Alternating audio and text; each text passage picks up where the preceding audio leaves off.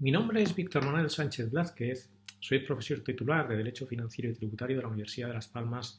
de Gran Canaria. Y la comunicación que presento al Congreso Internacional en Innovación Docente se titula Algunas reflexiones acerca del uso del derecho comparado en la docencia del derecho tributario.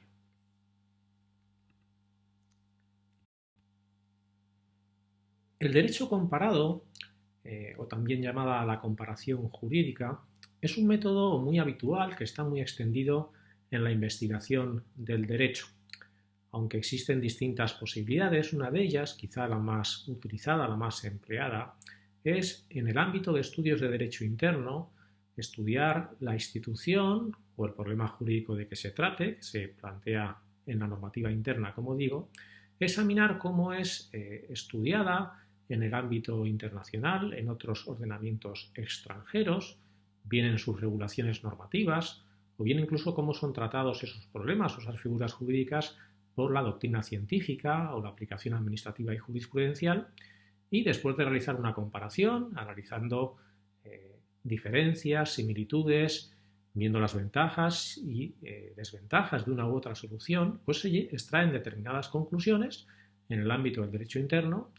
bien pudiendo entender mucho mejor el derecho español en este aspecto concreto, a la luz del derecho comparado, como digo,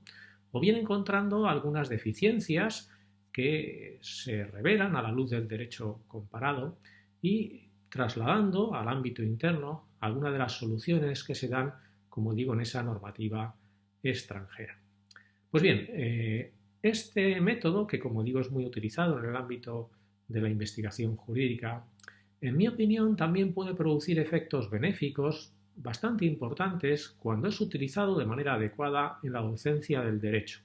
y en concreto en lo que a mí me interesa en el derecho tributario. Esta es la idea fundamental que trato de aportar en esta comunicación. En esta intervención sintética que se lleva a cabo en este vídeo, pues dividiré la misma en tres grandes partes. En primer lugar, haré referencia de forma muy sintética a cuáles son los objetivos de la docencia del derecho tributario en la universidad. En segundo lugar, afrontaré en qué medida el derecho comparado, su utilización en la docencia, puede contribuir a la consecución de dichos objetivos docentes, para finalmente, en tercer lugar, hacer referencia a algunos ejemplos del posible uso del derecho comparado en la docencia del derecho tributario. Paso, por tanto, a la primera de las cuestiones señaladas, que son los objetivos de la docencia del derecho tributario en la universidad. Como punto de partida, sin poder entrar en muchos detalles, hay que tener presente que el derecho tributario tiene su espacio en los planes de estudio, tanto en el ámbito del grado, en derecho, que es lo que me interesa fundamentalmente, como en algunas titulaciones de posgrado. Aquí se examinan con mayor o menor intensidad tanto la llamada parte general como la parte especial del derecho tributario, donde se sitúan respectivamente, entre otras cuestiones, los llamados procedimientos tributarios o el estudio de los tributos en particular. Y aunque, como es lógico, cabría introducir algunos detalles o matices, según que estemos en presencia de un estudio de grado o de posgrado, lo cierto en todos ellos, los objetivos que se pretenden en la docencia en el ámbito universitario, y este es un aspecto importante desde mi punto de vista, afectan tanto a conocimientos como a habilidades y actitudes. No solo se trata de conocer una determinada regulación normativa, las figuras, las instituciones, los conceptos básicos del derecho tributario o del impuesto en particular de que se trate, sino que se trata de que el estudiante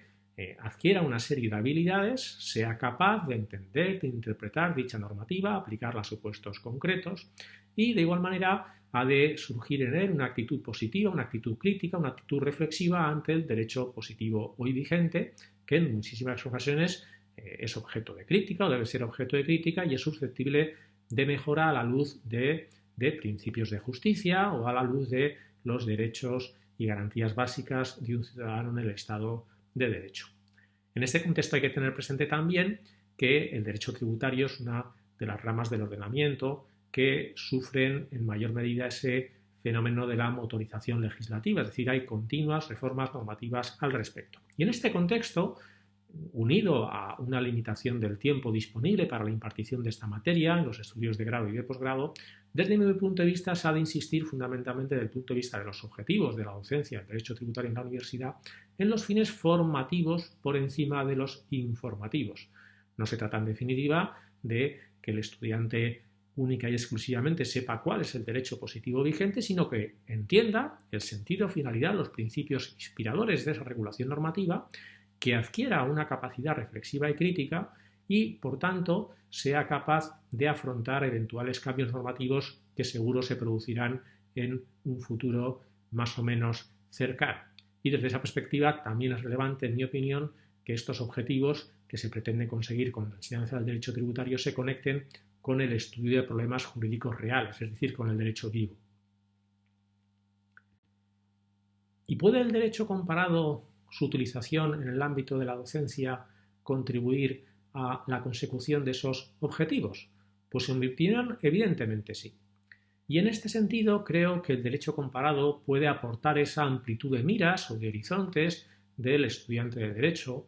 se amplía su experiencia jurídica porque le eleva la mirada más allá del derecho positivo de su propio ordenamiento jurídico. En definitiva, pone sobre la mesa la existencia de diversas soluciones jurídicas a similares o parecidos problemas. No se regulan del mismo modo, no son tratadas del mismo modo las distintas cuestiones, aunque sean en gran medida comunes en unos y otros ordenamientos jurídicos. Se revela también algo que se da mucho en el derecho tributario de manera muy constante, que es la evolución, los cambios que se producen en el mismo, como antes lo decía. Y sin perjuicio de que los detalles más concretos dependerán de qué tipo de derecho comparado se lleve a cabo. En este ámbito, como es conocido, se habla de una macrocomparación o microcomparación. Aplicada al derecho tributario, pues hay una comparación de sistemas fiscales en su conjunto o de figuras impositivas concretas o aspectos concretos de un determinado impuesto o de un determinado procedimiento tributario. Como digo, dependiendo de qué tipo de comparación se lleve a cabo, se obtendrán una u otra consecuencia, una u otra conclusión o enseñanza. También dependerá de qué tipo de comparación se haga desde la perspectiva de si es el objeto estrictamente de estudio la comparación en general o no, o es un estudio de derecho interno que se vale del derecho extranjero, del derecho comparado, para confirmar, rebatir determinadas cuestiones que se ven de un estudio, como digo, de derecho interno. Dependerá de estas cuestiones el detalle, pero lo cierto, desde mi punto de vista, también puede contribuir a dos ventajas o dos efectos benéficos fundamentales el derecho comparado en el uso en la docencia. En primer lugar, en muchas ocasiones permite una mejor y mayor comprensión del derecho propio a partir de esa visión de cómo se regula esta cuestión o cómo se plantea y se soluciona este determinado problema jurídico en ese otro ordenamiento, y de igual manera permite encontrar diversas soluciones al mismo o similares problemas y, por tanto, poder valorar por parte del estudiante en su proceso de aprendizaje cuál de estas soluciones puede ser la más adecuada o más acertada desde el punto de vista de los criterios que podrían manejarse de justicia o de respeto de los derechos y garantías básicas de los ciudadanos en un Estado de Derecho. ¿Y algún ejemplo concreto? Pues bien, mencionaré únicamente dos, teniendo en cuenta que existen dos ideas básicas que deben tenerse presente desde mi punto de vista en esa selección de la mención al derecho comparado que se haga en las clases, teniendo en cuenta que me refiero al caso en el cual en un estudio de derecho tributario interno, un estudio por tanto normal, no que sea exclusivamente de derecho comparado, se vale del derecho comparado del derecho extranjero a través de una comparación para obtener consecuencias favorables. Y como digo, estas dos ideas claves son, en primer lugar, que ese estudio de derecho comparado haya sido una labor previa del docente en su tarea investigadora. Esto es fundamental y básico porque le permitirá depurar los elementos que ponga a disposición de los estudiantes a este respecto. Y en segundo lugar, y esto me parece también importante, que ese estudio de derecho comparado que haya realizado previamente el investigador, el profesor, el docente, sea un estudio que tenga en cuenta los problemas del derecho vivo. Es decir, desde el punto de vista no puede ser un estudio que meramente se refiere a la regulación normativa, sino que tiene en cuenta su aplicación en la práctica por los tribunales o por la administración, en el caso del derecho tributario, y también cómo afronta dichos problemas en muchas ocasiones la doctrina científica. Pues bien, dos ejemplos al respecto. Primer ejemplo, gastos deducibles por desplazamiento del trabajador de su domicilio al centro de trabajo en el impuesto sobre la renta a las personas físicas. Se trata de una materia que es distintamente regulada en España a Alemania, que es el ámbito de la comparación que yo llevé a cabo en un estudio hace algunos años, y que además planteó problemas importantes en la práctica porque en aquella ocasión pues existió una sentencia del Tribunal Constitucional alemán que cuestionó la constitucionalidad de una nueva regulación normativa que suprimió con carácter general la deducibilidad de dichos gastos para los trabajadores que tuvieran una distancia desde su domicilio al centro de trabajo hasta 21 kilómetros. Pues bien, como digo, este estudio de derecho comparado de ver cómo se regula esta cuestión y los problemas que plantea en Alemania y cómo, que es muy diferente en España, puede aportar importantes ideas para entender algunos conceptos básicos del impuesto sobre la renta español en relación, por ejemplo, con las dietas que se pagan por las empresas a los trabajadores por gastos de desplazamiento, no de la casa al trabajo, sino de fuera del centro de trabajo para realizar su trabajo en un lugar diferente. Y un segundo ejemplo donde puede ser también útil el recurso al derecho comparado, partiendo, como digo, también de esa idea que mencionaba de que parte de un estudio previo del profesor, del investigador, es la presentación telemática obligatoria de las declaraciones tributarias, tema enormemente actual. También aquí, en un estudio de derecho comparado que he realizado entre el ordenamiento español y el ordenamiento alemán, hay importantes diferencias. En España, en el impuesto por antonomasia, que afecta a la generalidad de los ciudadanos, que es el IRPF, ha desaparecido el papel. Existe una presentación telemática obligatoria.